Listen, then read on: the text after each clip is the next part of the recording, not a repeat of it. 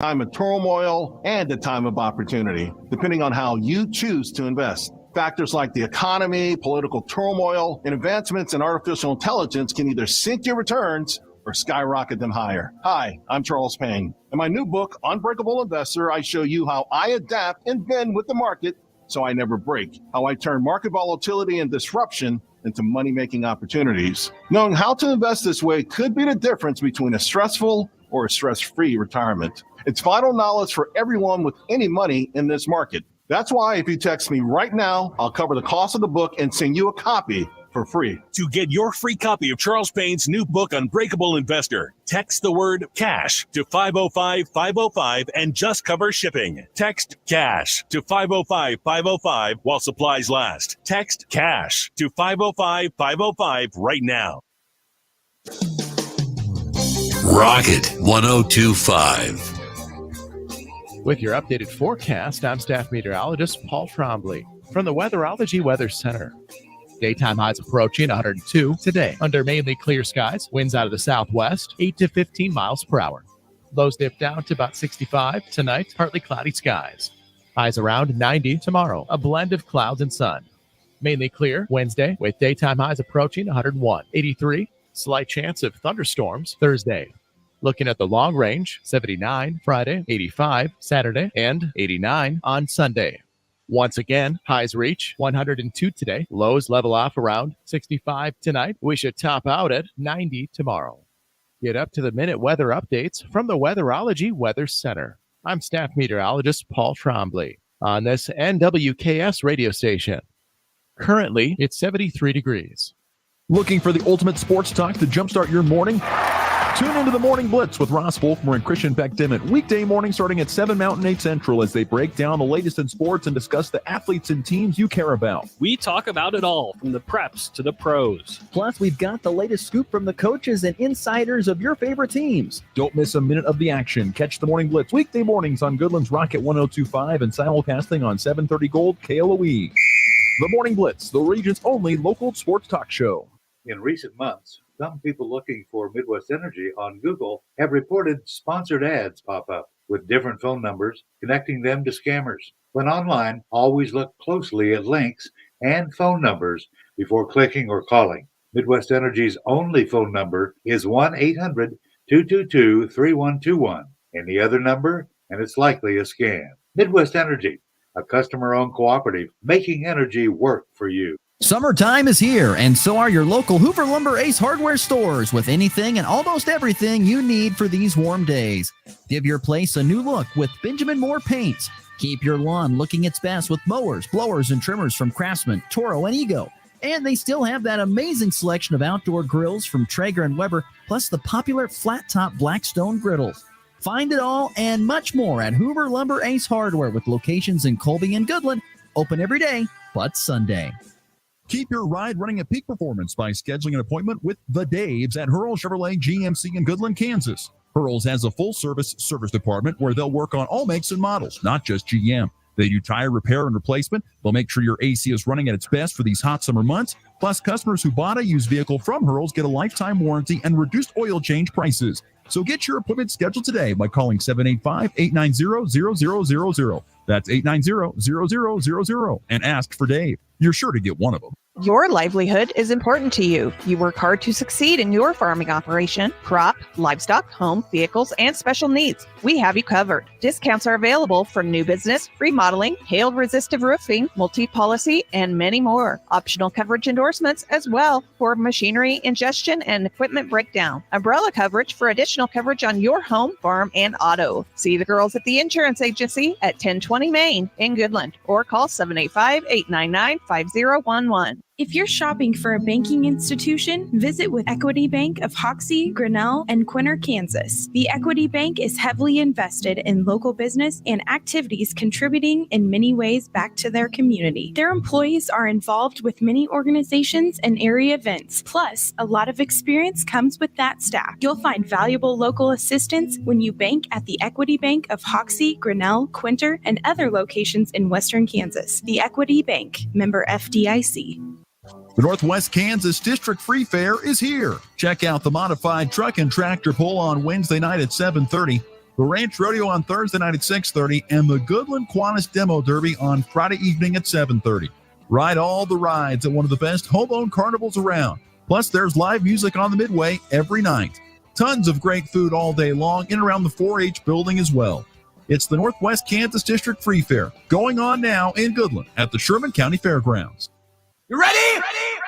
1, 2, 3, 4! It's the Morning Blitz with Ross Volkmer. Being a fan of Nebraska football and watching this team the last few years, I kind of compare it to like eating Taco Bell. You know you shouldn't do it, but it feels good in the moment. Then you end up regretting it a day later. And Christian Peck-Dimit. I'm a cheap, illegitimate child at heart, but not that I'm illegitimate. The region's only local sports talk. Oh, no, not these guys again. Broadcasting on Goodland's Rocket 102.5, simulcasting on Goodland's 730 Gold KLOE. No, God, they're everywhere. Discussing it all from the preps. It's been a long, long time, but the Goodland Cowboys are going to play for a state title.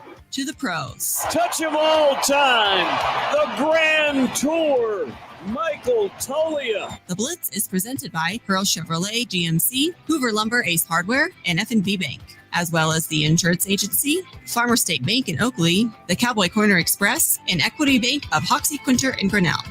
Let's go to work. 1-2 pitch. Hit pretty well to deep right center field. Doyle going back to the wall, leaps, and made the catch. Timed it perfectly, jumped, and stole it. You got to be kidding me. MJ, right field, deep. Perez is at the wall. Yeah! What a time to get your first career pinch hit. It was a 3-run Jimmy Jack. Bobby Fink running away in the end. In a race he never trailed. Back-to-back goals in the 1500 for Fink. World record as well. Good Monday morning, everybody. We're back on the Morning Blitz. Broadcast, of course, on Goodland's Rocket 102.5 and brand spanking new this morning. Goodland 730 Gold KLOE. Of course, video streaming available on the Hurl Chevrolet GMC video stream. So glad you could join us. Ross Volkmer, Christian Peck-Dimit with you here on this August the 5th. Going to be another steamy one today. 100 degrees expected to reach the high, but I was told over the weekend, Christian, that we've reached the peak of the year. Like this last week apparently is like the hottest week of the year, and it's supposed to slowly start to kind of cool down as the weeks progress on towards the fall.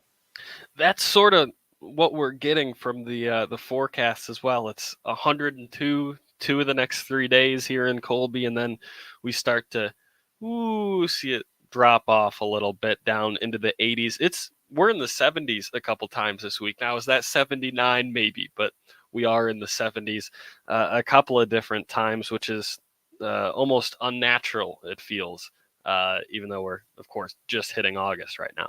Yeah, so cooler temperatures are coming after Wednesday, I think, is the day you want to kind of shoot for. Thursday, Friday. Like Christian said, we will get into some 70s at some point in time, which is, honestly, it's hard to believe, early August and 70s. I mean, we're about to start, fall practice for a lot of fall sports here, and to have temperatures not be in the 90s would be a real blessing, to say the least, if we could get that to happen. So anyway, so glad you're joining us here on the Morning Blitz.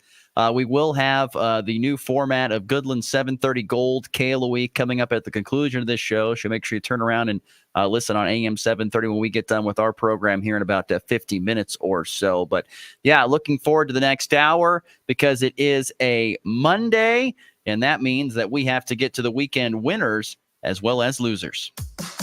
There are two kinds of people in this world. There's winners and there's losers. Which ones were which this past weekend? I want winners. Loser!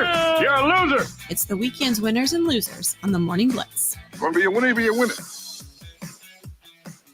I've got a very big and broad winner, so I'll let Christian lead us off with, I'm guessing, maybe a little bit more of a smaller winner, but I got a really broad winner from the weekend. The way if you've got a broad one, I sort of have a broad one too, and that sort of makes me think that we've gone the same way. So I'll go with the small one first. All right, we'll be smart about this now. I think the smaller one, and it's not small by any means, but I think we always need to put when we have a baseball winner or a loser into the small category because, hey, the season's so long, lasts forever. You can't overreact one way or the other based on a weekend or even a week or two. But I think that winners of the weekend and really everything since All-Star weekend has been the Kansas City Royals. They've been absolutely excellent. And of course, kicking this off, they finished their last series winners of 3 of their past 4 over Detroit, and they've now won 6 of their last 7 games in total. Granted, that was the White Sox, but since the All-Star break, Kansas City has won 11 of their 16 games. They are 11-5 since the break, and they are looking pretty excellent doing it. I know as a Tigers fan, I'll be the first one to tell you that a series win over Detroit doesn't mean a ton because they've got this real Jekyll and Hyde thing going on. So beating them in 3 of 4, you're not really sure how to feel about it if you beat them at their best or at their worst. But regardless, you outscored Detroit in those 4 games 24-12, including a game that you lost. You still doubled them up in runs.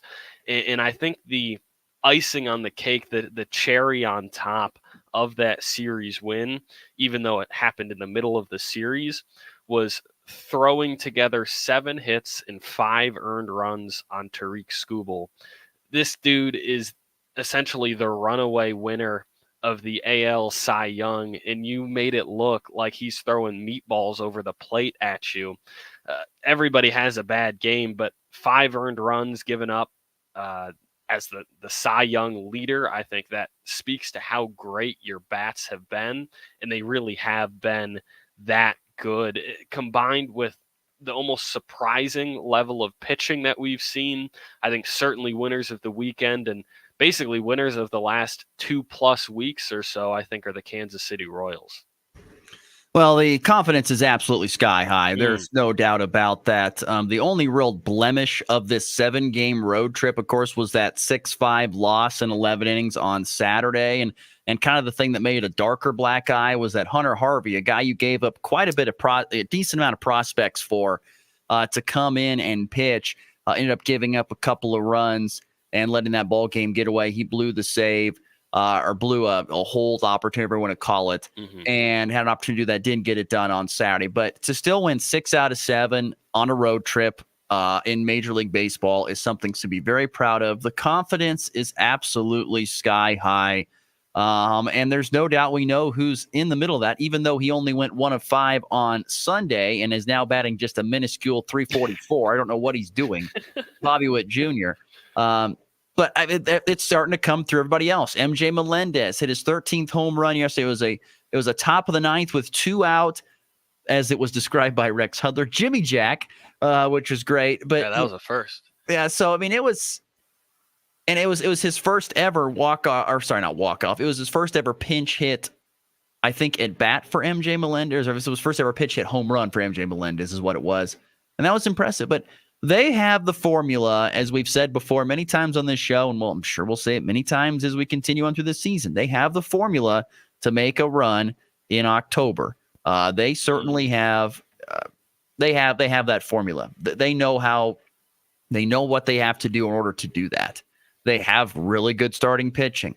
They have worked on the bullpen. Is it still maybe a little dicey? Yes, but that's all right.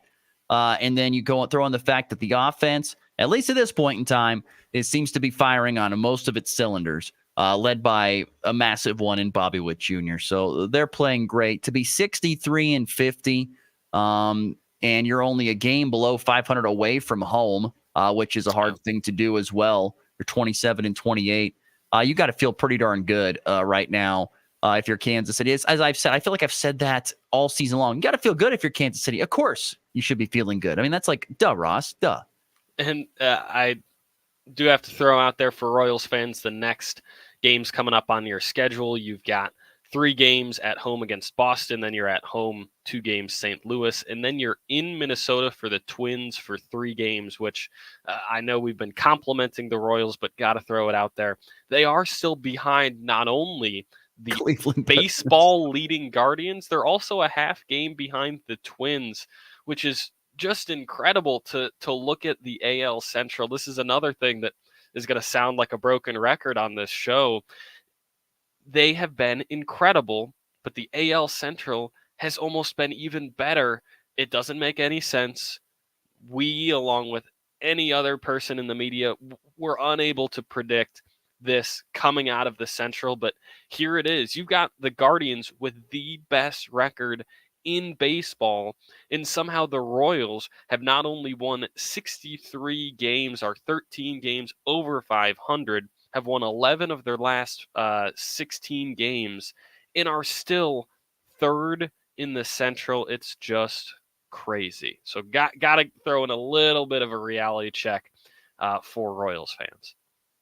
And the series against the Red Sox is quite big, whether you want to believe it or not, because the Red Sox are the team that are just behind the Royals in the wild card right now. At this point in time, the Royals are the last team into the postseason in the American League with that 63-50 record. They're only a half game behind the Twins, which is big, for that second spot. They're 4 games back of the Yankees, who are in the American League wild card lead. But then you have the Red Sox, who are 2.5 games back of Kansas City at this point in time.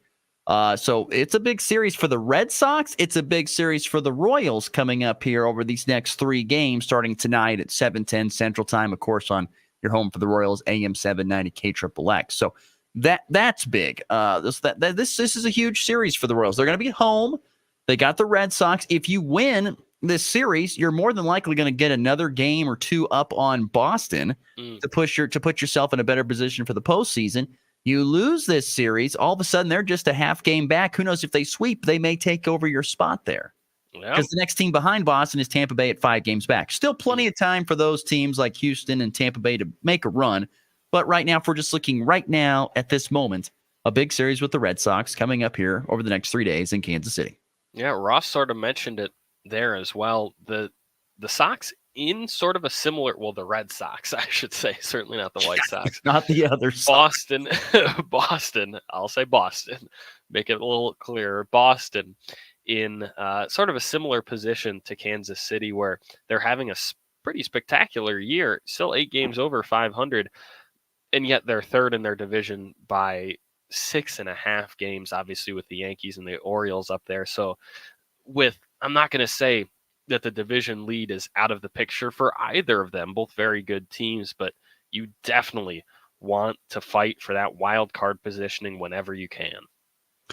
So, yeah, I would agree. Royals certainly a winner of the weekend. Weekend winners and losers, as always, hit us up on the FNB Bank text line, the number 785-899-2222, number part of the Morning Blitz every morning here on Goodland's Rocket 102.5 and the newly changed Goodland 730 Gold KLOE here on the Morning Blitz on a Monday. My weekend winner, like I said, be very broad, but I'm just going to throw this out here. But I'm going to throw America or USA Olympic squad yesterday on Sunday. I guess was it Saturday? I don't know, however the time worked, but it was yesterday when we watched it. Yeah. It was great. It was Sunday morning. It was really Sunday morning. It was great. The U.S. Olympic team had no doubt its best. They started to really turn a corner. We talked about, I think, on Friday, how we said they had kind of turned a corner a little bit and had gotten a few golds led by Simone Biles. And, they had found a couple of golds there after really kind of struggling. Well, they really found their stride on Sunday. They are racking up the medals where they are now tied for the most golds with China, and they are running away in the overall medal count now with 71 at this point in time. But yesterday, here's what all happened. Cyclist Kristen Faulkner won the women's road race. She wasn't in. It was the first time they've won the road race, have the U.S. women, in 40 years. By the way, Faulkner was a fill-in. She was not even originally a part of the team that made it. She had to fill in for someone who could not make it. So that's impressive. Scotty Scheffler did the ultimate goal, going from prison to a gold medal in the same year. USA. That's the American dream right there, baby. Shot a 62 on Sunday there at Le Golf National to end up. That was a course-tying record, by the way, to go out and give the U.S. a gold there. you felt bad for guys like John Rahm and Tommy Fleetwood who were leading. Rahm especially. If you saw his scorecard at the end of the day, when you have that many shapes on it, it's not a good thing. Couple birdies, a lot of squares, a lot of big squares, so double squares. It was not good for John Rahm, who blew the lead. He had the lead going into the back nine and completely lost it. But it was a great showing from Scheffler, who was behind, but just kept his head down and kept charging, and ended up getting a gold medal there, did Scotty Scheffler. Continuing on the day yesterday, Bobby Fink in the 1500 won the gold by a landslide, also set a world record doing so. And that continues America's 120-year streak of gold medals in men's swimming. So think about it. They're kind of pushing a little bit close there, but Bobby Fink gets it done for the U.S. The U.S. women's 100-meter medley swim grabbed the gold. They also have a world record. And then we cannot forget about what Noah Lyles did in the 100-meter dash, coming from behind to win by a chest hair, is what I would say it was, 0.005 seconds. Running the 109.79 seconds. He ran his mouth a lot, did Noah Lyles, and he was that close to having to eat it all. Only a silver medal. He's really, eating his words there. He said he was going to win gold for America. Oh, yeah. He's talked a lot of crap. A lot. But he backed it up. Barely did. So, like I said, it was a great day Sunday for us here. Sunday morning, or Sunday night over in Paris, but a great day in Sunday morning and early afternoon for America. They really put the pedal to the metal and started to showcase their dominance in Olympic sports. But there was a lot of success yesterday. A lot of gold medals claimed. Yeah, actually, I'm hearing conflicted accounts. So stick with me here because I haven't heard something definitive. But Saturday makes for the highest U.S. single-day medal count, apparently, in a century. When they had 17 medals on Saturday, it was the highest single-day Olympic medal count since Seoul in 1988, October 1st of 1988, for those wondering. And then when they hit that 18, apparently, it was the highest, I think, Team USA count in almost a century, more than a century. But that's all that NBC says. This is a headline from NBC. Saturday makes for highest U.S. single-day medal count in a century. I've searched all over. They give no more background to that, when that century mark exactly is. But regardless, whether or not it falls this side of a century, almost a century, or just a little more, it was an absolutely historic day. And yeah, I saw that we were tied with China when I was writing it in my notes yesterday. Apparently now the Olympics.com website has us 2 golds down from China, which is unfortunate, but we still absolutely crush the lead for total medals, 72, which leads China in second place at 51. We have 21 more medals, does the USA, than any other country. Noah Lyles, that was the photo finish of all photo finishes for Mr. Lyles. We're going to need VR. Yeah. They're going to need like, can they have how when they do soccer and they have, the offside deal where they draw the line and they show the 3-dimensional person with the foot across the line or something. I thought they were going to need that right at the tape. It was so they close. Certainly did. The broadcast is like, and Jamaica's done it. They've done it. And then they had to go back and never mind, Lyles. Never mind. We were wrong. It really did. It's so hard to see live because they all essentially, that was a terrible snap, finish like that right on top of each other. They were talking about it. It was fascinating to learn. They were talking about, the lean at the end is a crucial part because it's the chest, not the foot. Because which is wild to me. To me, the foot of the Jamaican runner crossed the line first. Absolutely. And they were saying that he leaned maybe just a split second too soon, where Lyles had the perfect time of lean in order to give him the win. It was crazy. That's nuts. And if you want to look at, I'm not going to call it perfect golf, but if you want to look at the epitome of incredible golf, Scotty's 62. Just go watch his back nine. Don't cut a shot. Don't skip anything. Watch his back nine. He birdied 6 of the back nine's holes. That's incredible. And obviously he's had just an incredible year overall. Obviously Xander Schauffele took the spotlight a little bit from him getting 2 of the majors, but what a year for Scotty, and to win Olympic gold's pretty cool.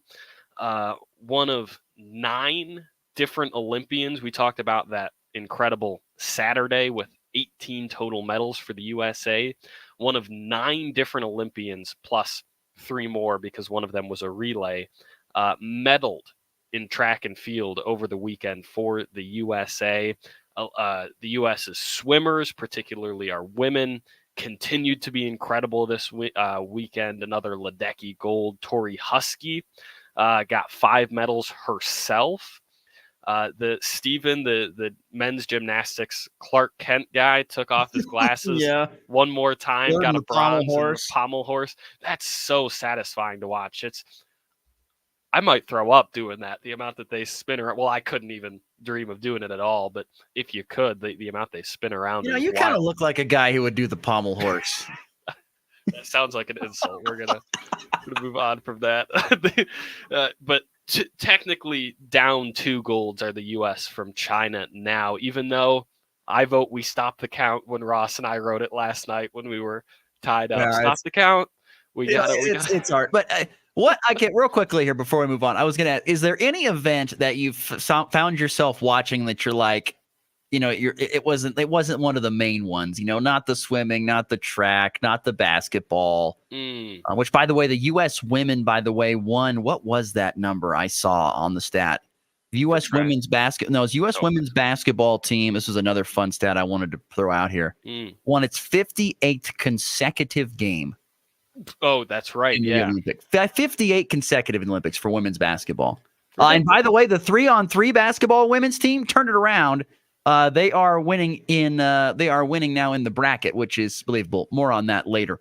But I was just back to my question. What have you been watching? Is there any other events you've watched and you're like, I can't believe I'm watching this for as long as I have? First off, golf. If you had told me 4 years ago that I'd be watching Olympic golf with actual interest, that'd be crazy. But it is one of the major sports.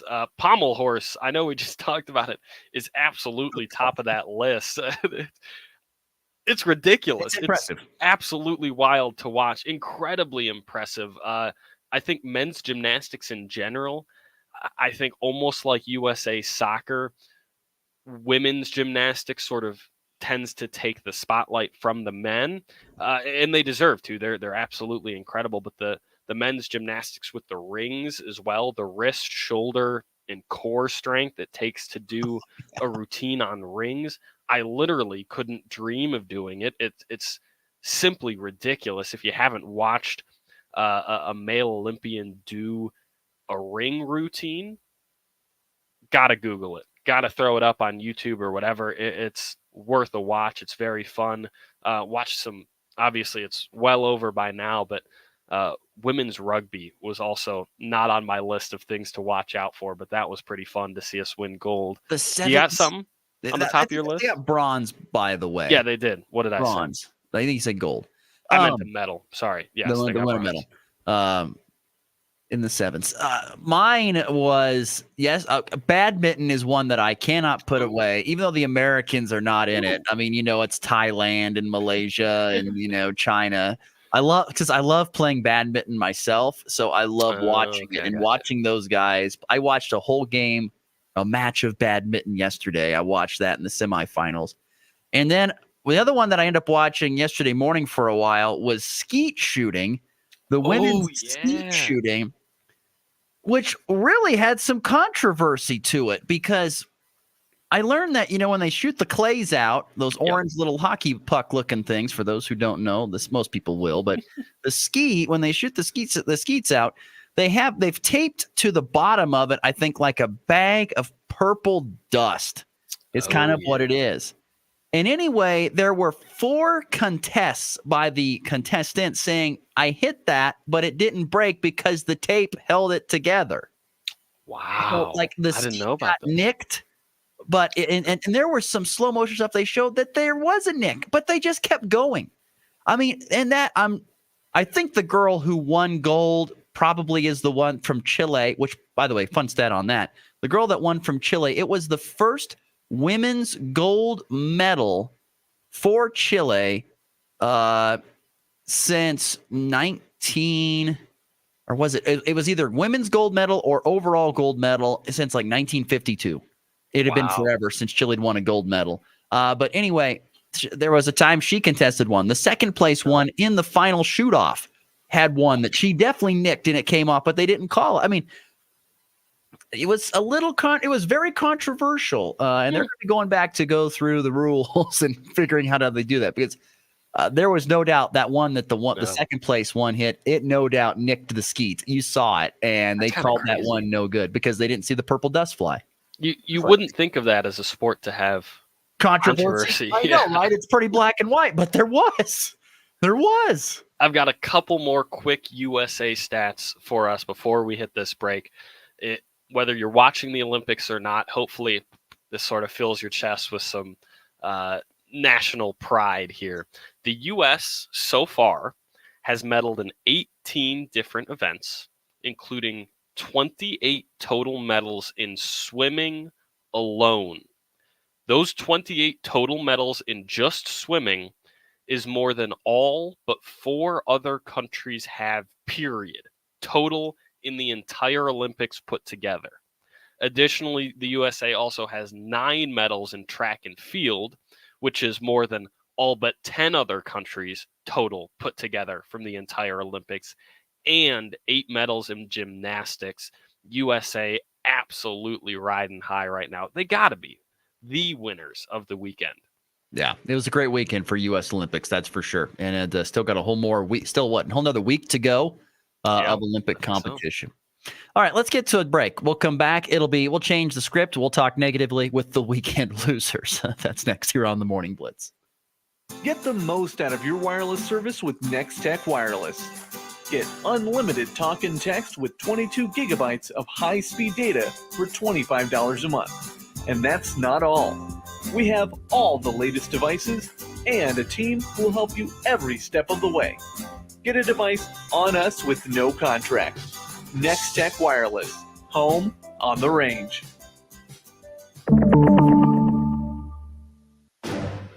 It's time now for news from the world of agriculture on the Kansas Farm and Ranch Radio Network.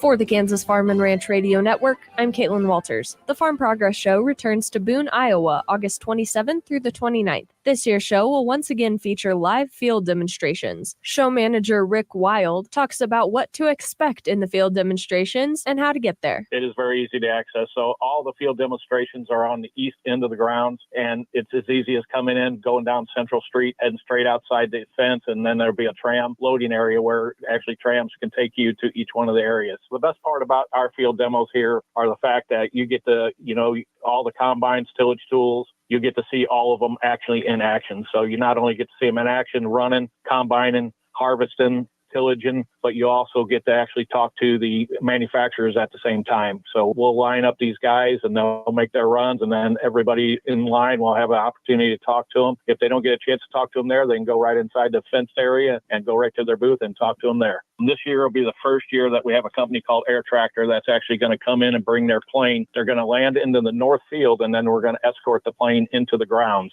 So that'll be something new. That'll be something exciting. That'll happen on the week of the 19th, where the plane actually lands in the north field of our grounds. This year will be the first year that we provide hydration stations. So anybody that's got bottled water or got cups or anything that they need to fill, we'll have hydration stations throughout the grounds so that people can fill with water. Lots of UTVs in the ride and drives this year. So we're going to have a heck of a ride and drive season this year. Also, for the first time, we put in a second VIT tent. So everybody's familiar with the VIT tent, the varied industry tent. Our normal VIT tent is 66 by 646, and now we've added another 66 by 200 to house the people that needed booths, and we didn't have space, so we made a new space for them. That was Farm Progress Show Manager Rick Wild. For the Kansas Farm and Ranch Radio Network, I'm Caitlin Walters. When it comes to growing soybeans, you need an advantage. And with Zetavo soybean seed, you get a big one. 3.4 bushels per acre big. It's a yield advantage made possible by BASF genetics, proprietary germplasm, and industry-leading seed quality. Talk to your retailer today about staying ahead of the game with Zetavo soybean seed from BASF. Zetavo soybean seed. When challenging conditions arise, we don't back down. We up our game. Outpacing the competition with innovations fueled by Bayer's R&D, keeping you equipped with an expanded portfolio, elite genetics, and additional local test plots. Channel leads the field, so you can rise above. See how you can save at channel.com/finance24. Read and follow pesticide label directions, grain marketing, and other stewardship practices. Since 1901, F&B Bank has been serving our local ranchers, farmers, and other ag-related businesses, and many of our team members grew up in the ag environment. That being said, we understand your business doesn't fall into a one-size-fits-all model, so why should your loans? You can count on us to understand the uniqueness of your operation and meet each one of your financing needs. Come see me, Casey Schilling, to begin building that relationship today. F&B Bank, member FDIC. Summertime is here, and so are your local Hoover Lumber Ace hardware stores with anything and almost everything you need for these warm days. Give your place a new look with Benjamin Moore paints. Keep your lawn looking its best with mowers, blowers, and trimmers from Craftsman, Toro, and Ego. And they still have that amazing selection of outdoor grills from Traeger and Weber, plus the popular flat-top Blackstone griddles. Find it all and much more at Hoover Lumber Ace Hardware with locations in Colby and Goodland. Open every day but Sunday. Want to be part of the Morning Blitz? Sometime I'll give you a piece of my mind, like right now. Send your thoughts to the F&B Bank text line at 785-899-2222.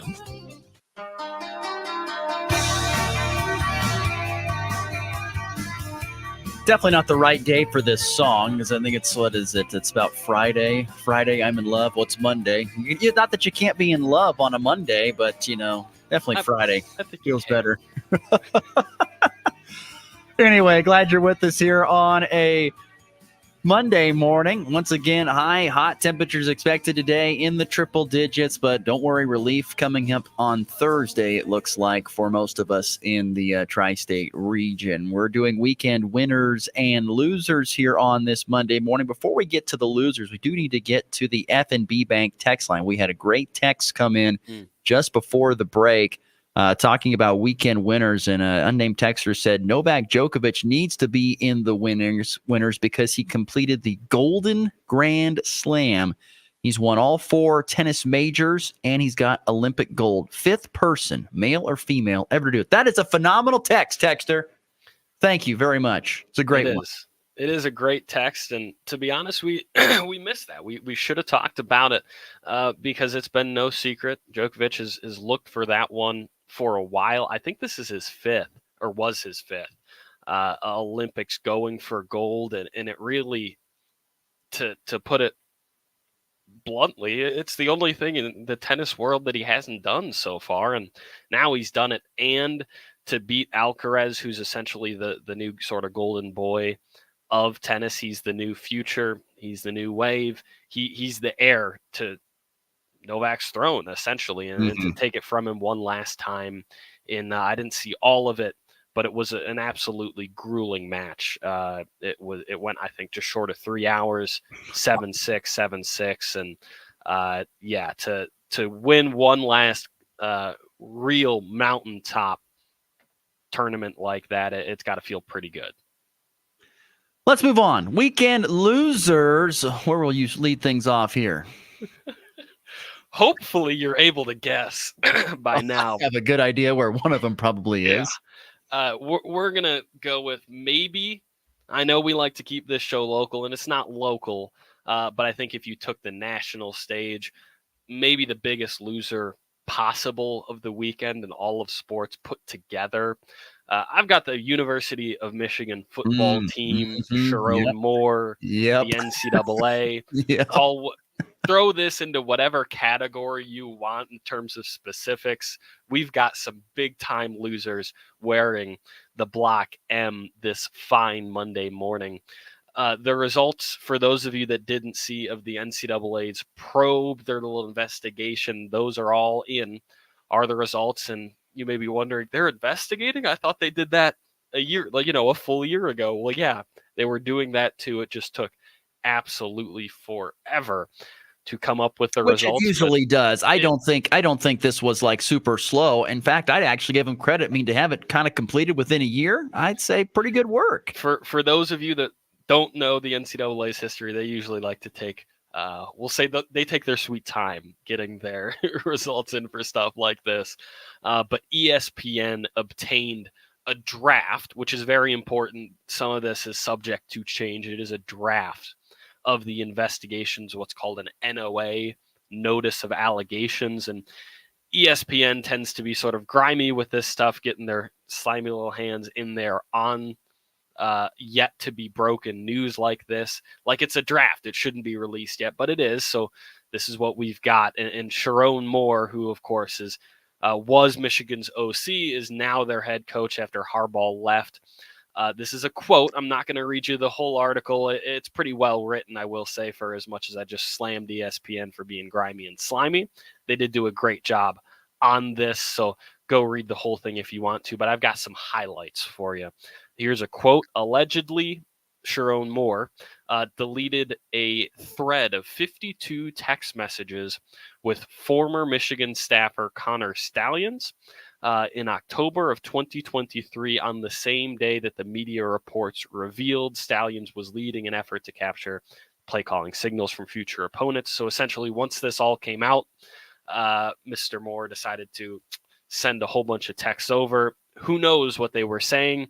Apparently, they have later been recovered. The texts were recovered via a, quote, device imaging thing. I don't really know how all the tech does that, but just know that if you delete text, they can get them back. So if you're listening to that show, have that in the back of your mind. So he subsequently did produce them to law enforcement, but he's accused of a level 2 violation, and a bunch of Michigan staffers are accused of level 1 violations, which is the most serious category in the NCAA's enforcement process. Jim Harbaugh, Chris Partridge, Denard Robinson, the former Michigan player from 2016, our quarterback, and of course Connor Stalions, all accused of level 1 violations, though the draft of allegations does not provide any evidence that Jim Harbaugh was involved at all in Stalions, this is a quote from the article, operation, or that he knew what was going on. The draft simply states that Harbaugh failed to actively look for or evaluate, quote, red flags. Regardless, he's in the NFL now, so it doesn't matter too much. I thought the biggest headline here was the fact that Connor Stalions indeed was disguised on the Central Michigan sideline during their game against Michigan State, so that obviously it was him, but the fact that they confirmed that, and it's really true that this idiot threw on a hat and sunglasses. They could have paid me six figures. I could have figured that out. That would have been what I'm saying. Yeah, that's him. Yeah, but regardless of how you feel, what you think, this is coming from a diehard Michigan fan. Of course, longtime listeners of the show know that. This is absolutely an indelible black mark on your program. Idiots, all of them. Connor Stalions, top of which, and he's sitting pretty somewhere. They're about to do a Netflix documentary. Yeah, he's got that's going to be all kinds of fun to watch. Yeah, I know. I'll be tuning in to see how that all plays. I'd love to hear his side. If you haven't read, we talked about it last year almost, about Connor Stalions, about how he was, doing a vacuum repair business out of his house. And, it's insane. It's about as weird as it gets. So the story is nuts. The thing that is that, like, what's the NCAA going to do? I mean, what I said, a postseason ban isn't off the table. Okay, so they might have a bowl game or something like that, which once again doesn't impact the players. Well, I shouldn't say that, but it doesn't really. It kind of impacts some of the players, but not all of them. It doesn't impact Harbaugh because he's not in the NCAA footprint anymore. I mean, I think the biggest person who probably suffers the most here is Sharon Moore. Michigan could go 2 years in a row with having to have a fill-in head coach. Moore had to do it for Harbaugh, and someone's going to have to do it for Moore. That's what it sounds like. I'm not saying Sharon's going to get fired. I'm just saying I don't think he's going to be coaching in some games this year. I just don't. When you purposefully deleted text messages and they've got you red-handed on that, that's a problem. So I think you're going to see him serve some sort of suspension and have another coach fill in. And here's the other thing. If you have a bad year, if you're Michigan, let's say you only win 7-8 games this year. And I know that's a little low ball. But let's just say you have a schedule. Let's say you have a bad year and you're Sharon Moore and you have this kind of over your black head. Guess what? That's right for firing right away. That's right. There's rights to just saying, thank you, goodbye. You screwed us over. You didn't have a great first year. We're just not going to do this anymore. So Sharon Moore to me is probably the biggest loser out of the entire Michigan deal because, I don't think they're going to take away a national championship. I don't think they're going to do that. I would be shocked to see that. So as a Michigan fan, the question is, was it worth it? Worth it is a hard thing to put into mind because if I could get the championship without, are they related? That's the real question. Because saying worth it would imply that I think there has to be some sort of impact on the season with that. I would have to think some sort of. You'd have to think so. Not entirely, but some sort of. I would think. For the record, the reason I'm assuming that Ross said, and I would agree, that they won't strip the championship is because that whole program was under the NCAA's biggest microscope the entirety of the season. So within that season in particular, they couldn't possibly have violated anything. Every media member, every NCAA investigator had their eyes on it. But yeah, for years leading up, getting yourself some extra wins maybe gets you one or two more recruits that you wouldn't had. Who knows? And it's counterfactual to guess at what it could or might have done to your program. But yeah, regardless of whether you take wins away, take a championship away, try and strip names off of trophies, do whatever. Two things. One, Michigan fans will remember this forever. I will forever remember when we finally won a chip. And number two, it is a black mark on your program. Whether you think of it as a true win or not, whether it gets stripped or not, every single fan of college football everywhere will always question the legitimacy of that championship. And they should. Yep. We'll see. I will be fascinated to see what ends up happening here, but no doubt to me, Sharon Moore is a big loser of the weekend, a really big loser, because I think it's all going to fall on his head. And like I said, I think there is. I don't know if there's impact in recruiting on that, but I think there's definitely impact in-game stuff. Like if you knew that, like this signal here, or whenever they do this, that means that because the guy's been stealing signs or whatever, that can. Doesn't it all cascade over? If you know that, maybe you use the signs to get an extra win or two here or there. And that win then results in more recruiting. Yeah. I guess. I mean, you remember COVID. I mean, COVID year for Michigan was bad. Oh, I know. It was bad for Michigan. Harbaugh was on the hot seat. I mean, it was about to be over for Harbaugh with COVID. And then right after that, it turned around. And you wonder if that's kind of when it all started to kind of get cooking. Exactly. For Michigan football. So, yes, I would agree. That is a big loser weekend. But believe it or not, I think there's even a bigger loser than Sharon Moore in Michigan this morning.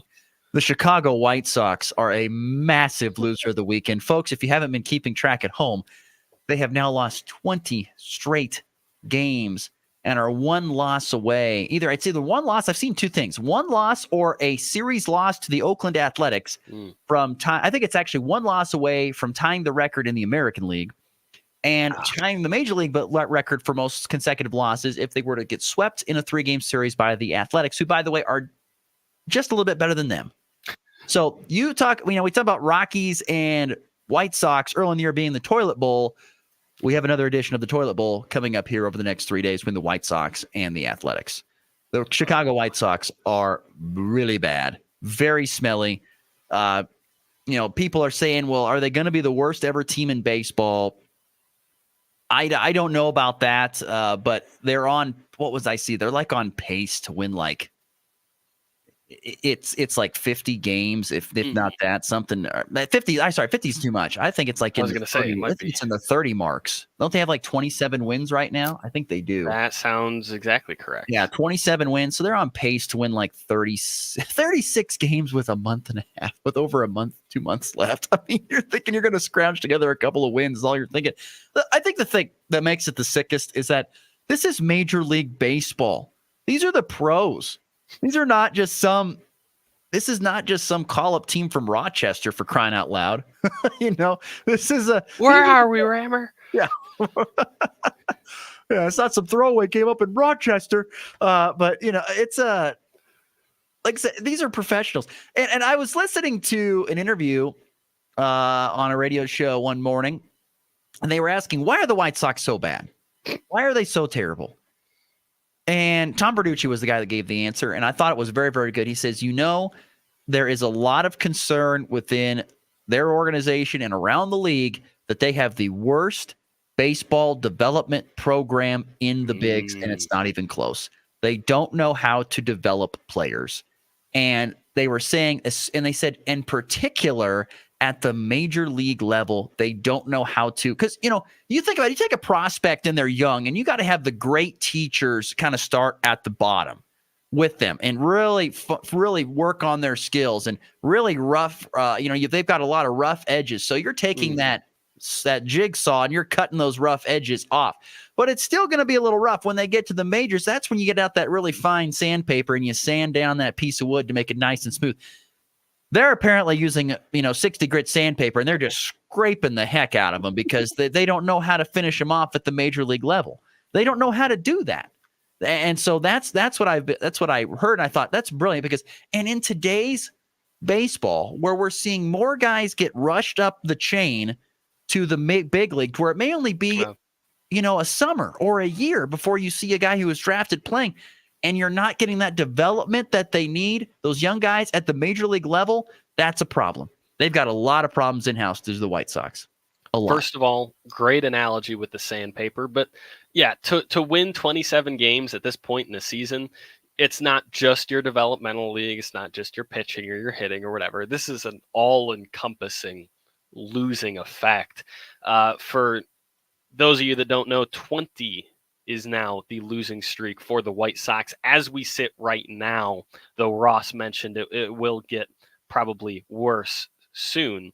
The MLB's longest losing streak since 1988, and it is the longest in franchise history. It started way back on the other side of the All-Star break. Actually, 2 series. The All-Star break. This losing streak started 2 series on the other side of the All-Star break. It's absolutely ridiculous. They dropped the game to the Twins, 3 games in a row to Pittsburgh, and then, as we mentioned, went into the All-Star break. Then this side of it, 3 in a row to Kansas City, 3 in a row to the Rangers, 3 in a row to the Mariners. They had KC again, and then 3 in a row to Minnesota over the weekend. Absolutely brutal. They're also in Oakland against the A's, just to make matters worse. That starts tonight. Ugh. Yeah, we'll see. Who knows? Like I said, toilet bowl possibly coming. We got to get to the break. We'll come back. We'll wrap up the show next here on the Morning Blitz. We could try to explain what it feels like to get your work done on a John Deere. The way a Z-Track mower finishes in half the time you thought it would. Or how much easier it is to move mountains of soil with the 1 Series tractor. We could even go into detail about how it feels to tow up to 4,000 pounds behind a Gator XUV. But if you really want to know what it's like to run with us, you just have to get in the seat. Learn more at johndeere.com/get-in-the-seat or visit a dealer near you. Oh no, stomach issues again? Stomach issues? Who are you? Your pancreas. I could be the real reason for your diarrhea, gas, bloating, stomach pain, or loose oily stools. I thought it was my stomach. People often do, but any of these symptoms could mean having a condition called exocrine pancreatic insufficiency, or EPI. With EPI, the pancreas doesn't release enough enzymes to break down food, but EPI is manageable. Use the symptom checker on identifyepi.com and speak with your doctor. That's identifyepi.com. Sponsored by AbbVie. The Farmers State Bank of Oakley has been financing agriculture since the day we opened our doors. Hello, this is Corbin, and we are proud to be your locally owned partner in ag. We invite you to come and visit with us when you need to purchase new or used farm equipment or need any type of agriculture or business loan. We have the knowledge, experience, and financial resources to keep you growing. The Farmers State Bank of Oakley, a tradition of community and agriculture for over 115 years.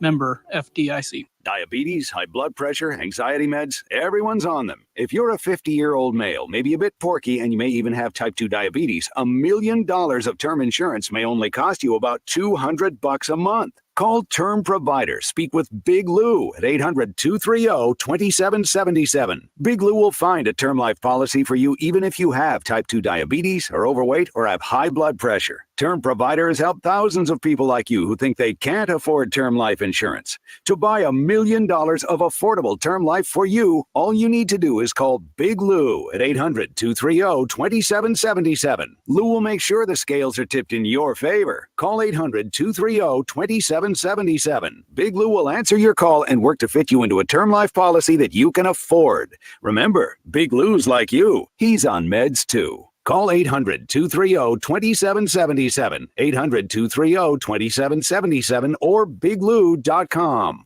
Your livelihood is important to you. You work hard to succeed in your farming operation, crop, livestock, home, vehicles, and special needs. We have you covered. Discounts are available for new business, remodeling, hail-resistive roofing, multi-policy, and many more. Optional coverage endorsements as well for machinery ingestion and equipment breakdown. Umbrella coverage for additional coverage on your home, farm, and auto. See the girls at the insurance agency at 1020 Main in Goodland or call 785-899-5011.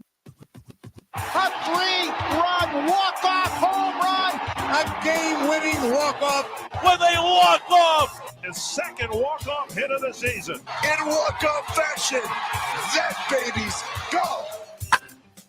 The Rockies started the weekend with a nice win over the Padres, dropped the last two, including a 10-2 loss yesterday. Cal Quantrill lit up for 3 home runs.